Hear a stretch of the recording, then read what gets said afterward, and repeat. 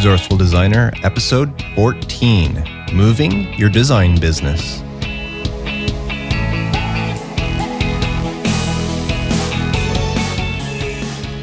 Welcome to the Resourceful Designer podcast, offering solutions to streamline your graphic and web design business so you can get back to designing. And now, your host. He still has a proportion wheel in his desk drawer, Mark Decote. Welcome to another episode of Resourceful Designer. I'm so happy that you've decided to stick me in your ears this week because I think this is a really great episode. On the podcast today, I'm joined by special guest Wes McDowell of the Deep End Design as we discuss moving your design business. Now, I must say it's been a very, very hectic week for me, and I wish I can say because I was busy designing wonderful things, but truth be told, I haven't even touched my computer this week other than getting this podcast episode out. I'm helping my father move into a retirement home, and it's taken a lot of my time, taking care of the paperwork and appointments and interviews and all sorts of stuff.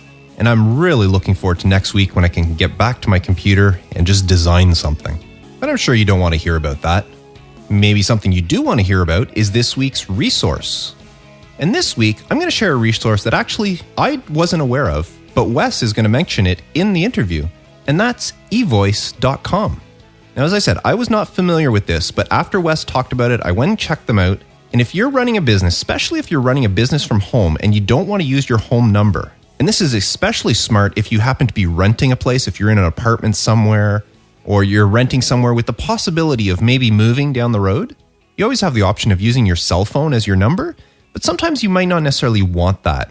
So eVoice offers you a better way to connect. You choose a phone number and you can choose different area codes from different cities across the nation. And for a small monthly fee, you can have them route that through your phone. You can have voicemail. You can have different numbers, different extensions. You can even have a receptionist answer the phone for you, depending on what plan you choose. So this is not something that I'm using, but Wes highly recommends it. But as I said, I did check him out before deciding to include it as this week's resource. Now, I'm not affiliated with them in any way. But if a special business number that you can take with you no matter where you move is something that might interest you, then I suggest you check out evoice.com. Now, another thing I suggest you check out is my mailing list. I would love for you to sign up so that you can stay in the loop whenever I put out new episodes, whenever I put out new blog posts. I haven't put a blog post out in a while, but I've got some ideas and I plan on writing a few shortly, hopefully before the new year. And every once in a while, I may send out a very, very special graphic design deal, something I come across that I think you might really like. And as an added bonus for joining my email list, you will also receive my free guide, The 4-Week Marketing Boost. And that's a guide to walk you through 20 simple tasks that'll help improve your overall online presence and create the best first impression for any new clients coming to find you.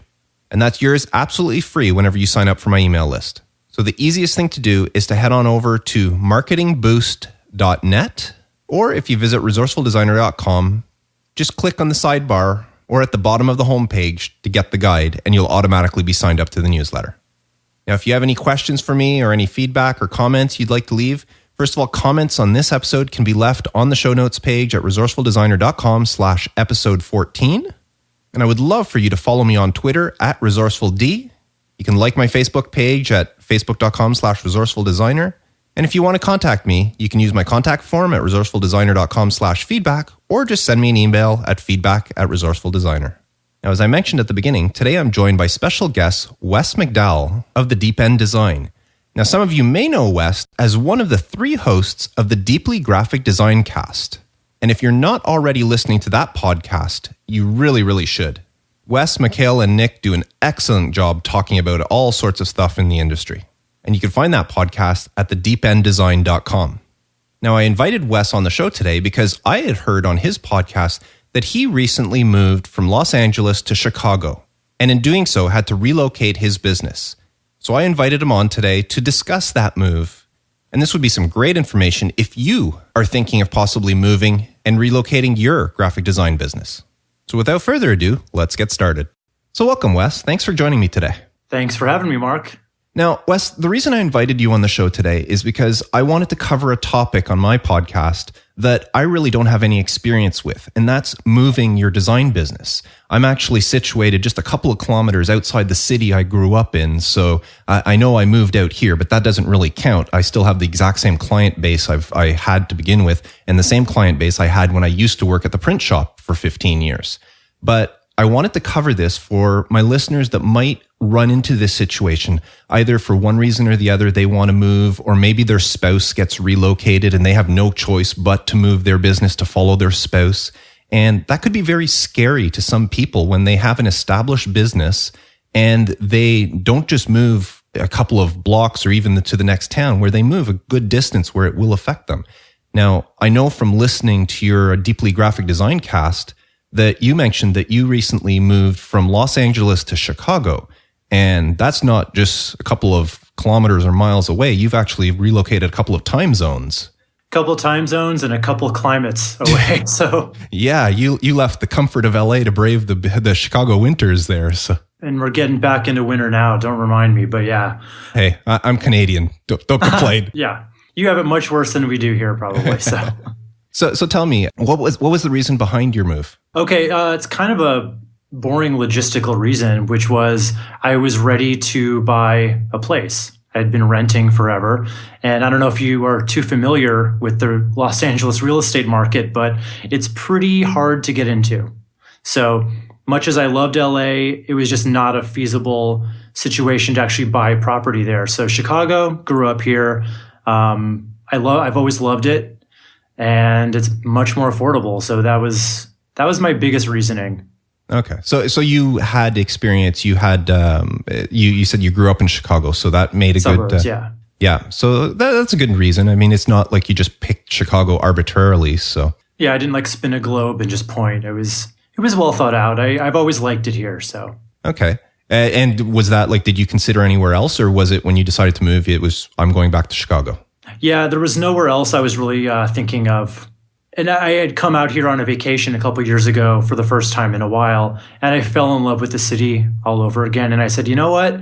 I could really see myself being here, and I think I'm going to try to work toward that. So it was definitely not on a whim. There was about 2 years of lead time between me making that declaration in my mind to actually piling in the moving van and making that drive.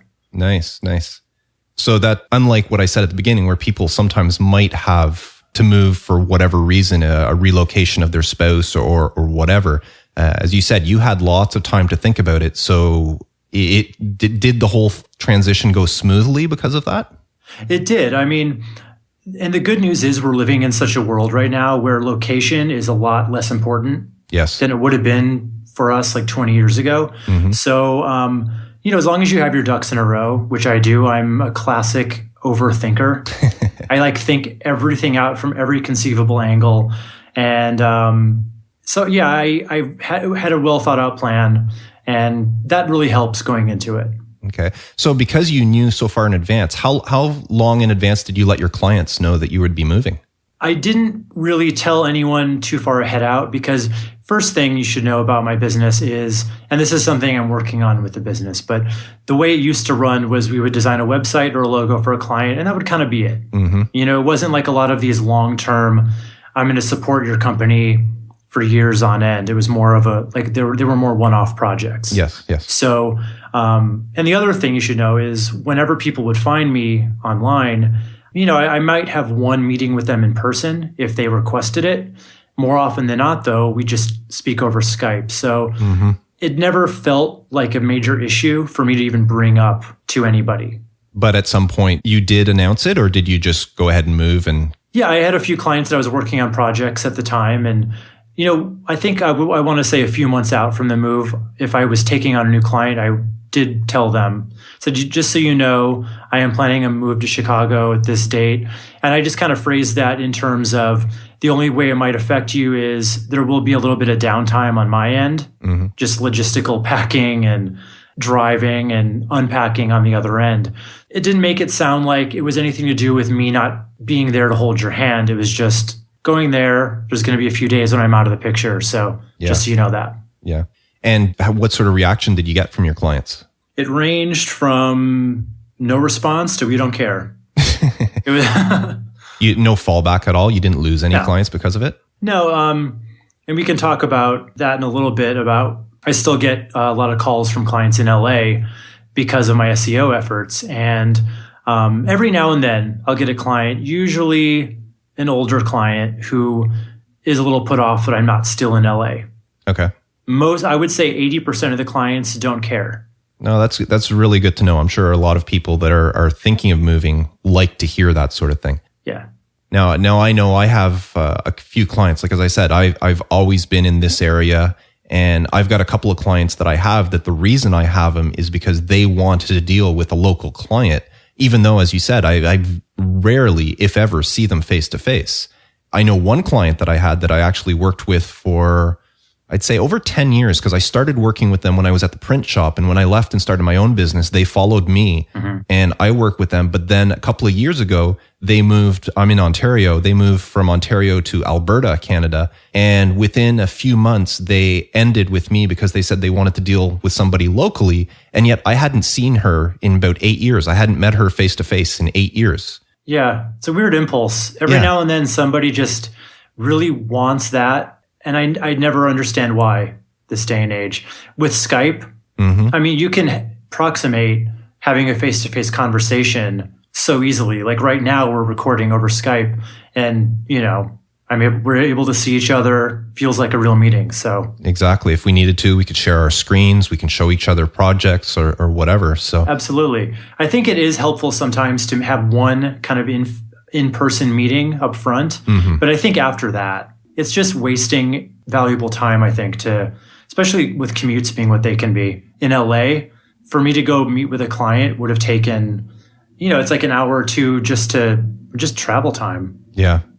Okay, I hear you there. So you mentioned earlier that you're still getting information, you're still getting leads from LA. Yeah. And you said it was due to your SEO efforts. So you want to talk a little bit about that? Yeah, sure. So when I first started the Deep End back in 2011, I had made the proclamation to myself, I'm getting out of this 9-to-5 world. I'm not doing any more corporate design for a company. I'm doing my own thing. And from then I started like a huge SEO effort of guest posting on blogs, all that kind of stuff, to get a lot of links to my site, because I knew that I was new and didn't have a lot of word of mouth built up yet. And I wanted people to come find me.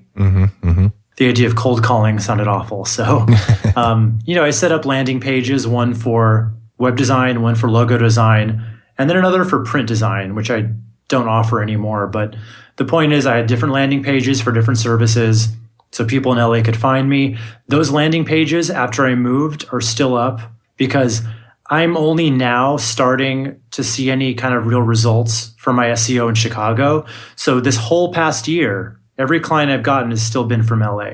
And have any of them had any doubts or that when they find out that you're not actually in LA anymore?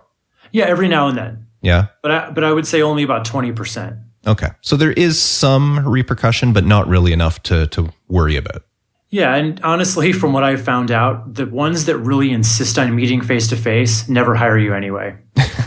In my experience, like the ones that really, like when I lived in LA and I'd say, we can have a Skype meeting, they're like, no, I'd rather meet up. Those people never followed through. Okay. Well, that's good to know. Good to know. Yeah. So now that you are in Chicago, your SEO efforts in LA, you're saying are paying off, but did you actually close down your business? What happened with all your, you obviously had a phone number for your LA based business. What happens to that sort of stuff?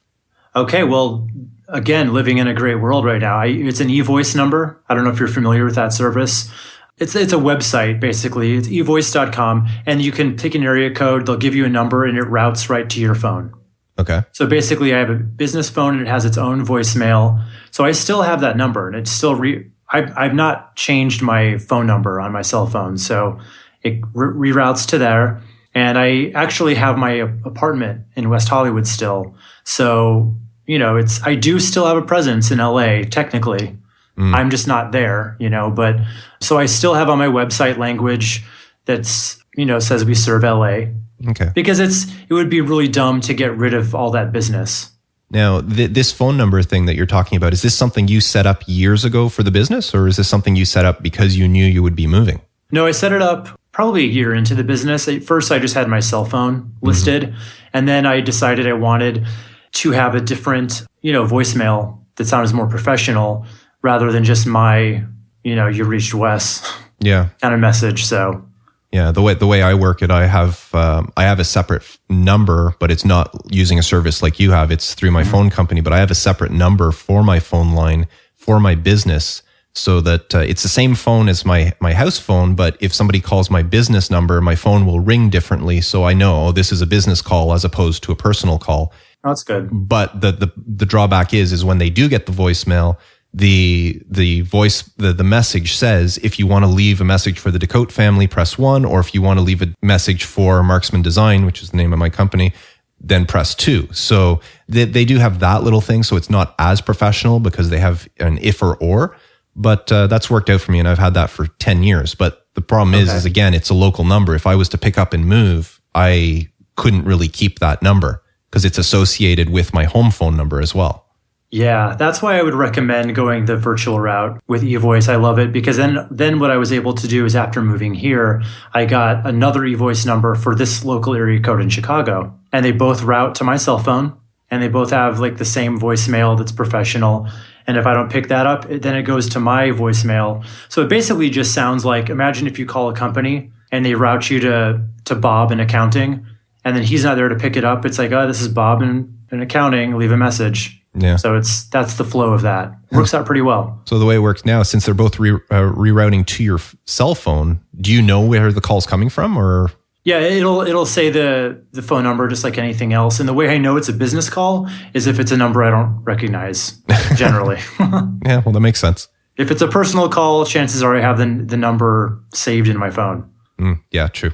So you mentioned that you still have your apartment in LA. So is that just because you're on a lease and you're waiting for the lease to expire, or are you actually holding on to it for the business? Oh, well, it's not really for the business.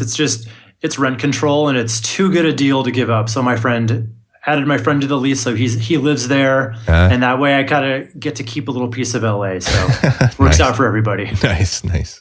So whenever you did finally decide to move, Wes, you said there was a little bit of downtime. What did you do with your client work? Was there anything pressing, or like, did you have to shut down for, is it a couple of days? Are you talking a week, 2 weeks? Like, what was that process of actually physically moving from LA to Chicago? Yeah, that was about a 2-week period where I was kind of down and out. And luckily at that point, most of my work was coming from one client, kind of a big corporate client, cell phone manufacturer. I was working with them for, over a year. And at that time, I wasn't taking on a whole lot of other clients. I was very much immersed in their business. And I just let them know up front about that. And I had a few other websites going on at the time. Luckily, they were in the development phase. Okay. So it was off to my developer at that point. So it didn't really affect much. But I think that just had to do with me being proactive and kind of getting things finished up at the right time. Do you think you lost any business because of the actual move? No, I don't think so. No? Good. And if I did, I didn't lose. I mean, it wouldn't have been losing business. It would have been maybe kind of pissing a client off. But I did tell everybody up front. So yeah. And people are pretty understanding when you're saying you're moving. Like as long as you give them enough lead time, they understand. Yeah, you hope they do. And if it's the type of client that doesn't understand, then maybe it's not the type of client you want to deal with. So. Right. So what were some of the things that you had to think of whenever you're thinking to yourself, okay, I'm in LA, I'm moving to Chicago, I want to set up a business in Chicago. What were some of the things you had to think of for that? Like you thought about the phone, you got a new phone number with a Chicago area code. What are the sort of things that you have to think of? Okay, the main thing is the website, because that's how clients find me. As I mentioned, I don't really do cold calling or anything like that. So, some of it's word of mouth, but most of it is from typing into Google, web design LA, logo design LA, whatever it is. So I had to start thinking about SEO. What are the new landing pages I need to make?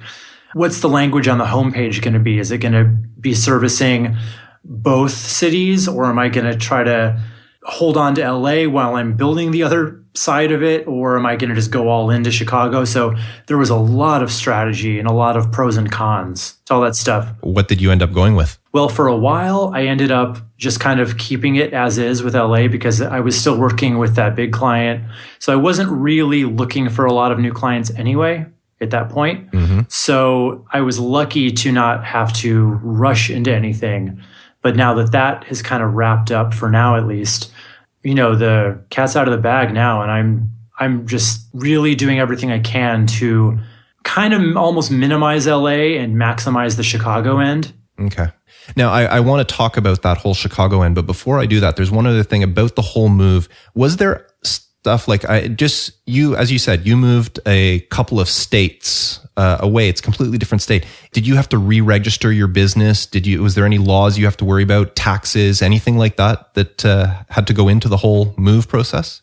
You know what? It's possible that I was supposed to do something like that. I have not done that. I am registered in the state of California, and technically I still have that business address. So I think I'm okay. Okay.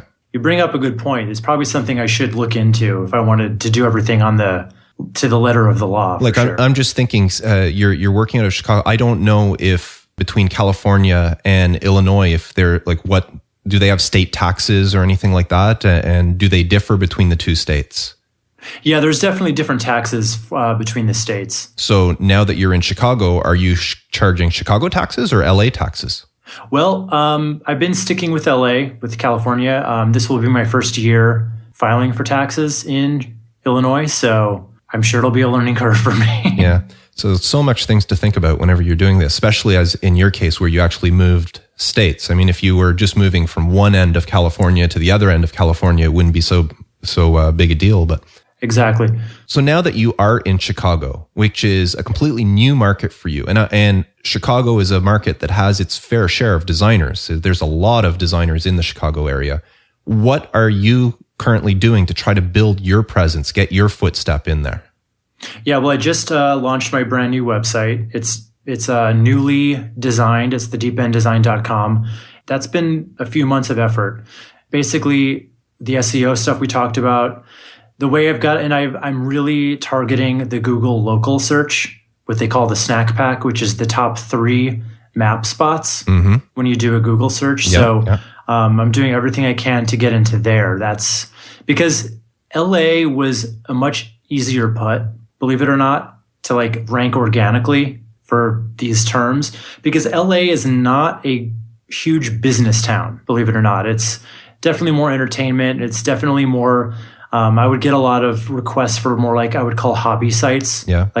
People have a web series and they want a website for that, but it's not really for business. Okay. Versus Chicago, there's a lot. The web design agencies here mean business. So I have to step up my game as well. Yeah. Well, whenever you think graphic designs, there's certain places. New York, you think of. Chicago is definitely one. Yeah. So it's a big market, and for you to try to take a bite out of that. So is there anything you're doing other than just your website, or are you just relying on your SEO and your website to build your presence there? Yeah, and it's a lot of outreach. It's a lot of content marketing. The way they're going to find me is my website, but there's a lot of outside elements that go into that, to getting the links back to your site, to getting the social sharing, all that kind of stuff. And that's all necessary in order to be found that way. Now, are you doing anything traditionally? Do you have a business card with your Chicago address, or are you doing any sort of advertising other than web? No, I did try direct marketing postcards one time, and I got absolutely zero results from it. Where it's a web world, I think Facebook advertising is hugely helpful this day and age, particularly if you have a good email list. Yeah. Yeah. So I think marketing over the web is great, because you're marketing to people that are searching for what you're doing, rather than the billboard approach, which is just it's a big billboard up there that no one's going to pay attention to because no one asked to see it. Yeah, exactly. So what you've been in Chicago now, you mentioned to me off air that it was February, I believe you said you moved. Yeah, almost a year. How has the business, the Chicago side of the business gone? Have you picked up some clients in Chicago? Not yet, because of the whole SEO thing. Like we're just now gaining that kind of momentum because I did put it off for so long. Okay. Because I had just had that big client, but yeah, it's getting closer now. So just for people, like as you said, you were established in LA, but for other people that might not have that full SEO backed presence where they are, when they have to move, that's something to really take into consideration, that you're moving to a new location. Yes, you probably will, and you should retain your old clients, but it could take you a long time before you start gaining a foothold in your new location. Yeah, potentially. Yeah. This is why I recommend niching yourself. Too. Like if you have a pretty strong niche, then you can go to any new town and start kind of emailing, prospecting companies in your niche that you think you could help. What I like to do is, do a short little video showing like your prospect's website and kind of talking about a few ways you could improve it. The trick here is to go in with the right tone and not like tearing their website apart, because no one appreciates that. Yeah, don't be condescending or anything. So. Yeah, you have to be just helpful and just say, this is a great site, but here's how I think we can make it better. And you have to phrase it in terms of, this is what we can do to make you more money. Mm-hmm. This new website is not going to cost you as much money as it's going to make you. Exactly.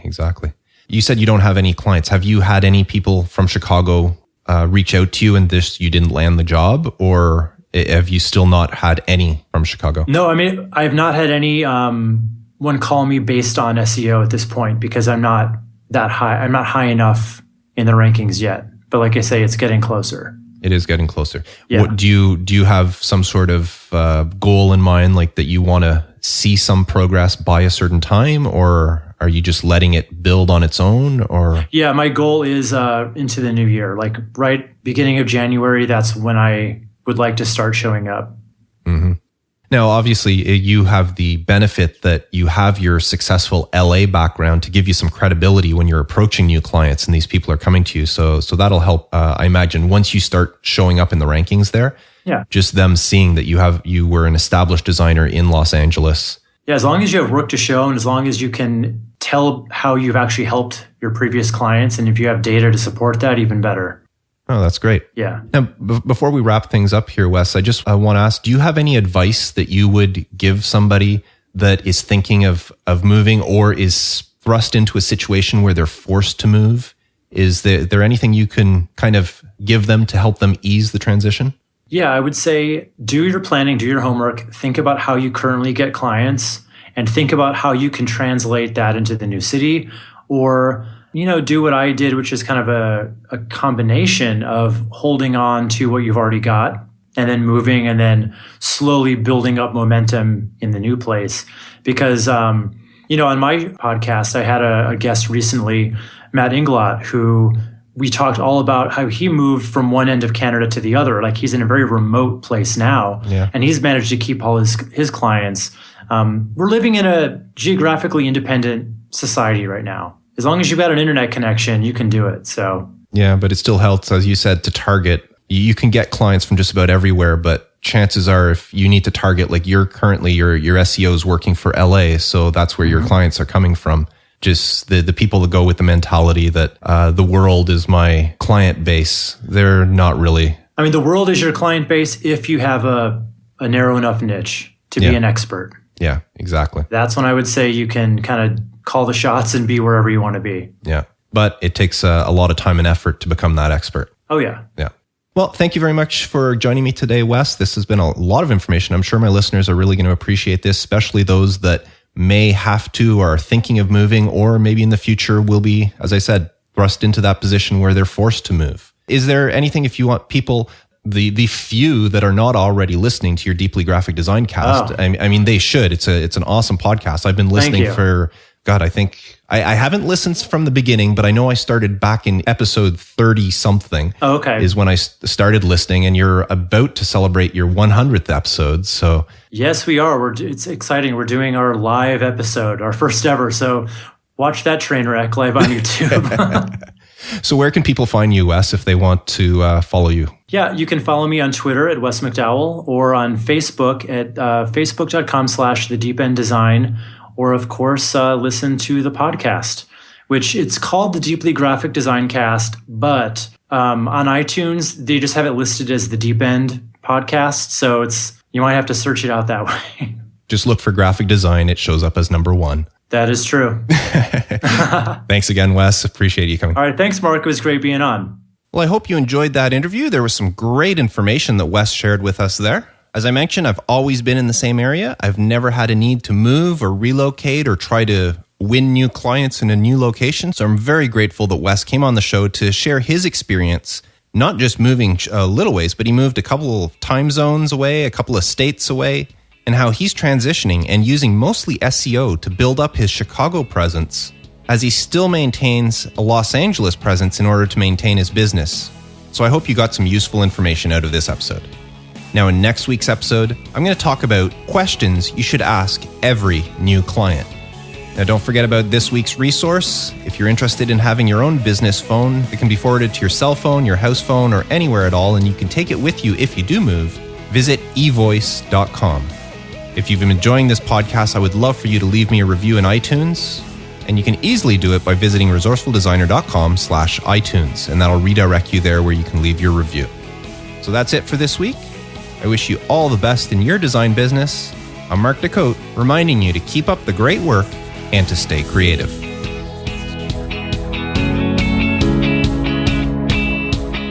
Thanks for listening to the Resourceful Designer podcast at resourcefuldesigner.com.